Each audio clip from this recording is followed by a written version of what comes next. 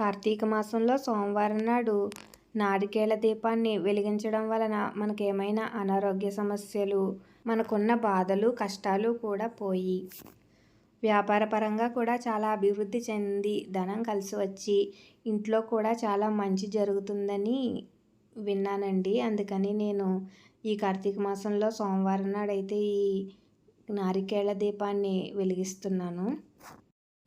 ఈ దీపాన్ని మనం ఉదయం కానీ సాయంత్రం కానీ వెలిగించుకోవచ్చండి. నేనైతే సాయంత్రం వెలిగిస్తున్నాను. ఉదయం శివదేవుని పూజ సోమవారం వ్రతం చేసుకున్నానండి, అందుకని వెలిగించడం అవ్వలేదు.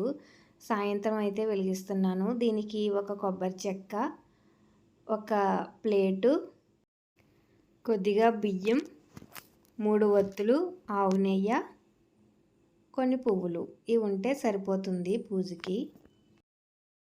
ముందుగా వీడియోలో చూపించినట్టు ప్లేట్ మీద గంధంతో స్వస్తిక్ వేయాలండి. ఆల్రెడీ ఈ ప్లేట్కి స్వస్తిక్ ఉంది, దాని మీదే నేను మళ్ళీ గంధంతో రాశానమాట. 4 చోట్ల కుంకుమ బొట్టు పెట్టాలి.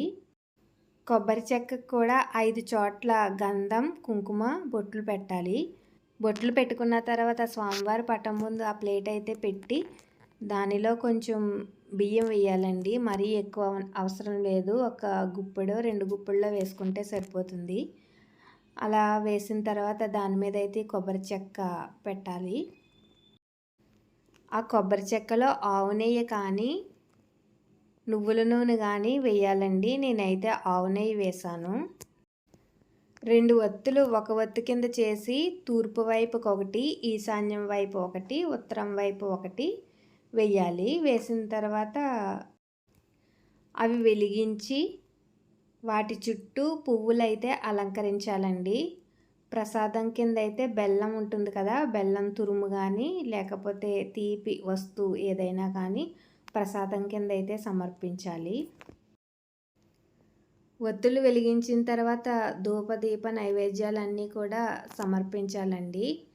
అలా సమర్పించిన తర్వాత దారిద్ర్య దుఃఖ దహనాయ నమశివాయ అని 21 సార్లు అయితే అనుకోవాలి. అలా 21 సార్లు అనుకున్న తర్వాత హారతి ఇచ్చి దేవునికి మనస్ఫూర్తిగా నమస్కారం చేసుకోవాలి. ఈ దీపాన్ని మామూలు రోజుల్లో వచ్చే సోమవారం నాడు కూడా వెలిగించుకోవచ్చటండి. కాకపోతే కార్తీక మాసంలో వచ్చే సోమవారం నాడు వెలిగిస్తే ఎక్కువ ఫలితం ఉంటుందని నేను ఈరోజు వెలిగిస్తున్నాను. ఆ పరమశివుని దయ మనందరి మీద ఎల్లప్పుడూ ఉండాలని ఓం నమః శివాయ. ఈ వీడియోని లైక్ చేసి, షేర్ చేసి, సబ్స్క్రైబ్ చేయడం మర్చిపోకండి.